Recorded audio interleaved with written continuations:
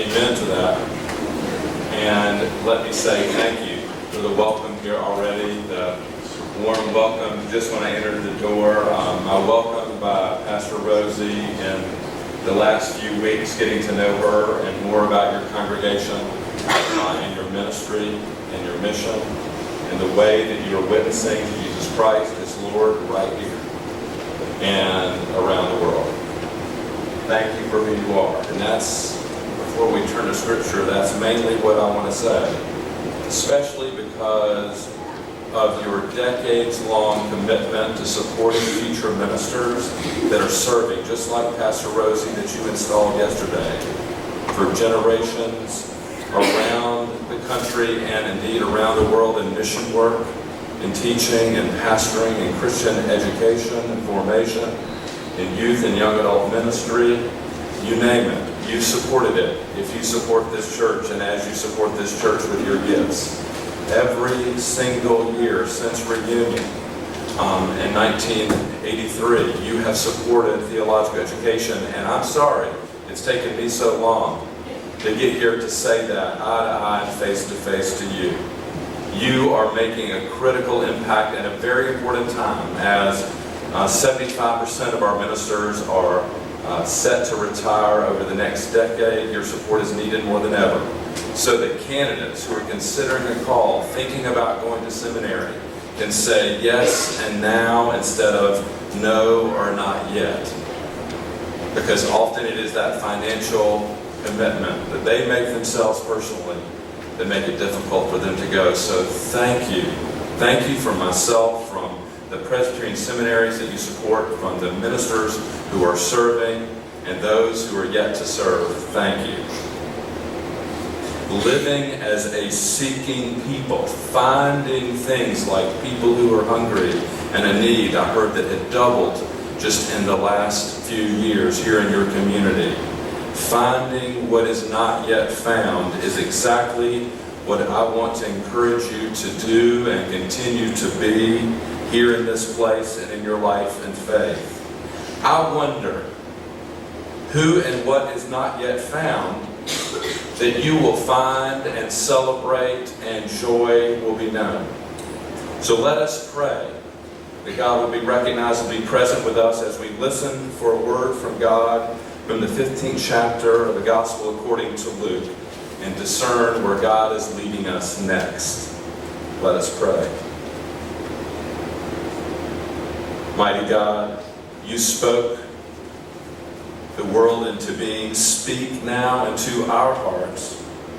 By the power of your Spirit, make these ancient words live, that we may be shaped into the people eager to bear your claim in the world and give flesh to your future. So, Spirit of the living God, fall afresh on us.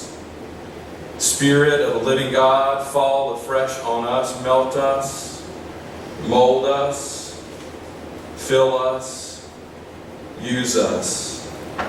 Spirit of the living God, fall afresh on us.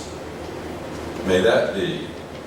And all God's people said, Amen. All the tax collectors and sinners were gathering around Jesus to listen to him. I'm reading from a little bit different translation, but please follow along if you like. The Pharisees and the legal experts were grumbling and saying, "This man welcomes sinners and eats with them." Jesus told them this parable. Suppose someone among you had 100 sheep and lost one of them. Wouldn't he leave the other 99 in the pasture and search for the lost one until he finds it? And when he finds it, he is thrilled and places it on his shoulders.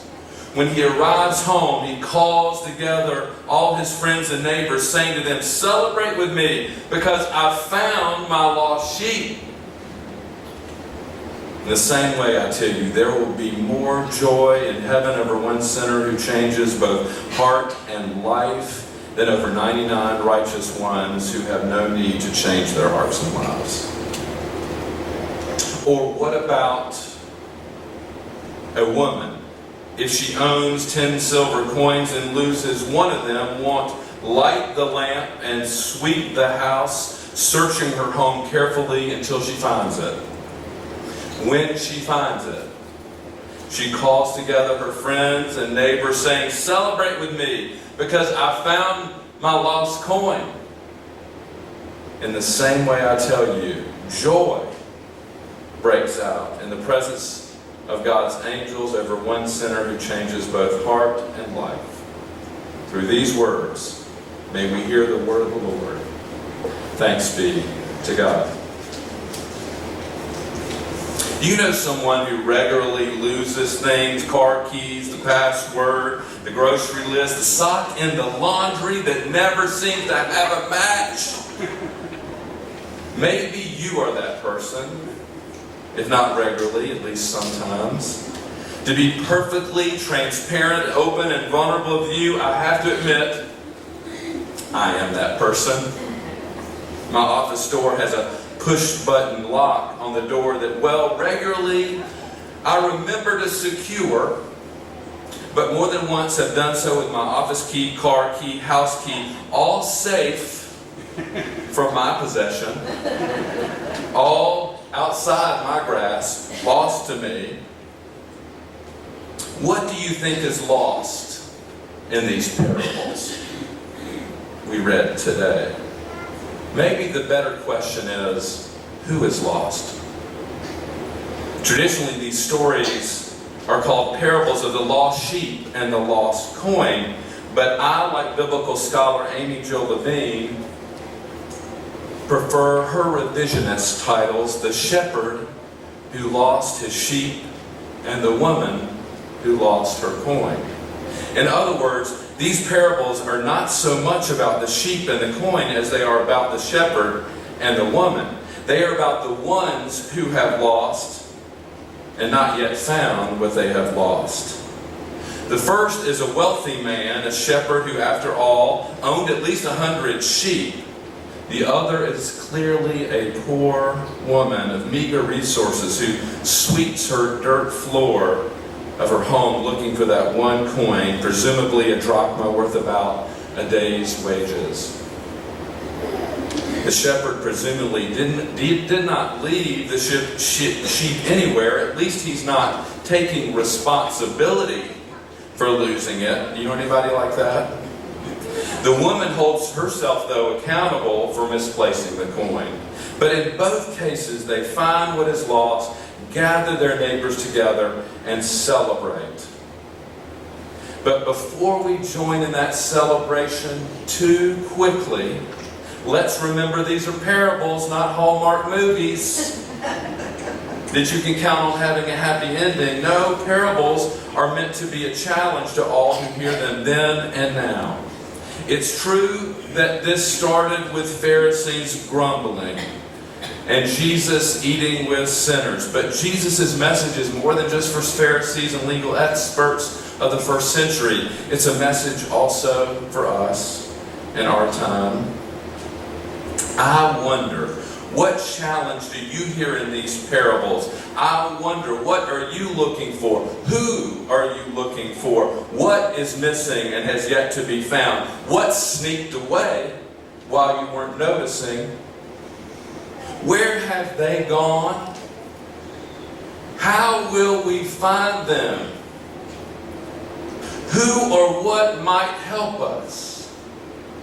You see, the parables are not to comfort the afflicted, but to afflict the comfortable. You've heard that before. Parables invite leaders and hearers to challenge the status quo, challenge the way things sort of always have been, and consider a new and transformative way of living and engaging the world in a more faithful way, or a new way to fit a new time. Parables encourage engagement with them and raise important questions for people of faith to consider, just like us. Maybe you know Krista Tippett. She knows how to ask a critical question, one of the best interviewers that I know, and she's interviewed hundreds of people. People you know, people you don't know, but may want to get to know. An amazing interviewer. She's made a career, you see, out of asking questions. Great questions. She's the host of public radio show On Being. I highly recommend it. Also available on podcast, and she's not paying me. She's the author of Becoming Wise, an inquiry into the mystery and art of living, where she describes some of these interviews and what she's learned along the way. The core message of the book is that to become wise, you continue to learn. Makes sense? And to learn, you have to listen. And when you listen deeply and generously, you ask better questions. And then you learn more. She believes, and I agree, there is such a thing as a better question. Maybe you were taught, I know I was, that there isn't such a thing as a bad question. Unfortunately, there is when the question pushes people into a corner. Simplistic and tough questions are often an assumption looking for a fight. Instead of pushing people into a corner with a question, she judges the quality of the questions by the honesty and the eloquence that they elicit. In other words, questions produce answers in their own likeness. Angry questions, they produce anger. Generous questions yield generosity. Simplistic questions generate simplistic answers. Tippett talks about questions as a social art and a civic tool that may not want an immediate answer, but instead invite us to think and hope and live into a deep and well-researched and reasoned and well-discerned answer and response. The poet Rainer Maria Rilke, who she does interview, spoke of these questions as something to hold on to and live into, saying, love the questions themselves as if they were locked runes or books written in a foreign language. Don't search for the answers which could not be given to you now, because you would not be able to live into them. And the point is to live everything. Live the questions now. Perhaps then, someday, far in the future, and I'll add, or maybe sooner than that, you will gradually, without even noticing it, live your way into the answer. The way Rilke and Tippett think about questions is the way Jesus thought about parables, I think. They are generous and deep questions for us to hold on to and live into. Generation after generation, year after year. You've probably read this story before. We're still holding on to these questions. So what other questions do these parables raise for you and me, for us together? What in them challenges us, calls us into new ways of living and being that more clearly reflect the love and wisdom of God? So let's first take a few steps into the first parable as a guide. The shepherd who lost his sheep. As I said before, he appears to be wealthy since he owns over 100 sheep. His economic privilege did not mean, though, he had high economic status. Maybe you know someone like that. Shepherding was considered one of the most despised trades of his time, and especially by the rabbis. Shepherds were grouped along with camel drivers, sailors, gamblers, textile dyers, and, God forbid, tax collectors. No wonder the Pharisees were grumbling about Jesus eating with them. Because of his wealth, he likely was not taking care of his sheep alone. Not told to us in the parable, but probably not alone. That's how the first hearers would have heard it. And he did not necessarily ignore the other 99. He just shared that responsibility. Maybe the miracle of the story is that the shepherd notices 1 in 100. The 1% missing from his flock. That's hard to do. Before we get sentimental about the shepherd bringing one sheep back, scholars and farmers note that sheep are not usually happy about being carried on someone's shoulders. They squirm and fight and resist being found. I wonder who is missing that cannot be counted, that God is already looking for, and that we don't even know is lost.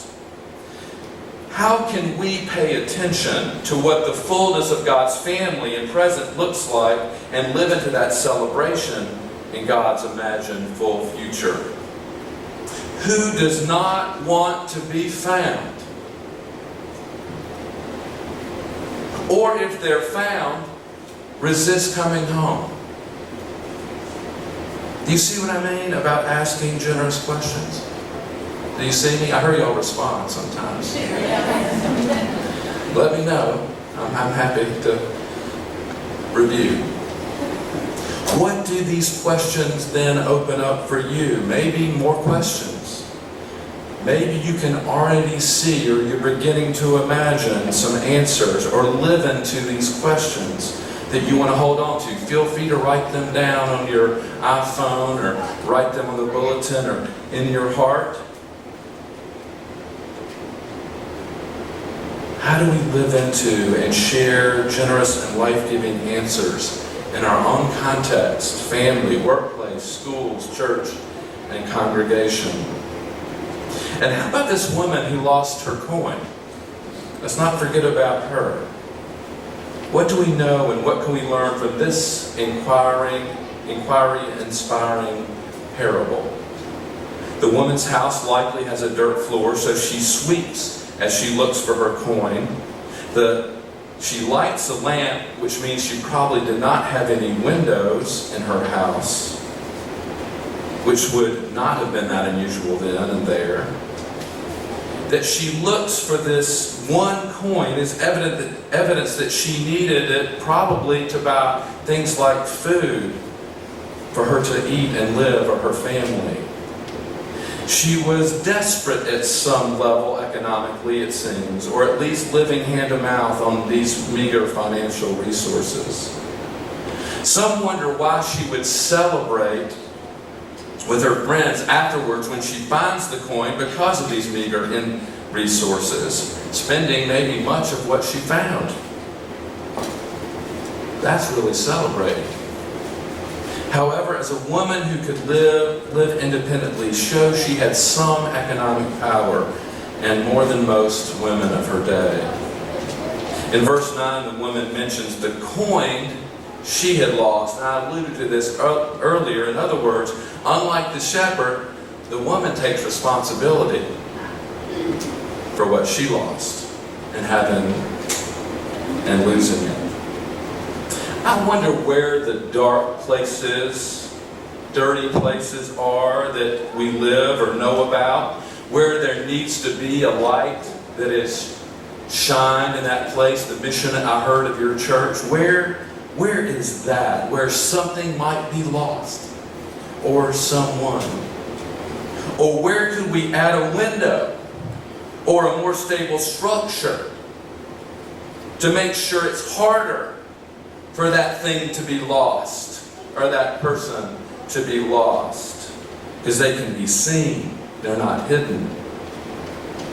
What could we do with one day's wage, just one day's wage, to make a difference that would bring joy and celebration in our community? Do we know anyone living hand to mouth with little economic, social, or political power that could use our help finding what they need? In both stories, they had something that belonged to them from the start. In both, they go on a quest to find what is missing. In both, they call together friends to celebrate what had been found. And these friends show up, presumably. And both of these parables are told intentionally in public, not a private setting, and obviously passed along to others. How are we showing up to celebrate with others? What is it that belongs to us that would send us on a quest if it is lost. And not just us personally, but as a community, a faith group, or civic group, or where we live. You know, I was very inspired by the story that Pastor Rosie shared with me, and apparently it's been written about also nationally and shared with others as inspiration from this church. I already wanted to come visit you, but then I heard that and I said, I've got to meet these people. They sold the manse. They gave away half the assets to make sure that people who were probably unseen and didn't even know that they had maybe a mental illness in your school system could be screened. That's seeing something that's seeing the 1 in 100, maybe the 1 in 1,000. That's seeing what most people don't see.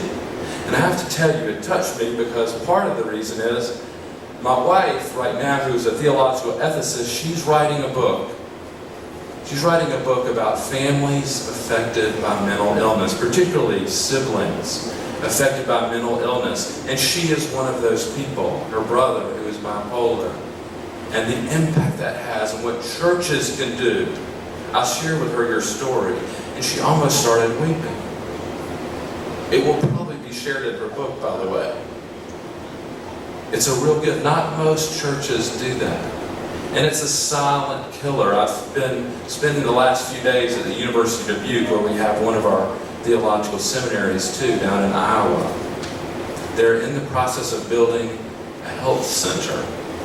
Yes, for physical and medical health needs, but primarily because of mental health needs, because young adults are at a very difficult place developmentally, and to be able to screen them and give them the support and counseling and meet those needs, because they see that thing that is missing, and they want to be there to help them celebrate a fuller life that they believe God is imagining.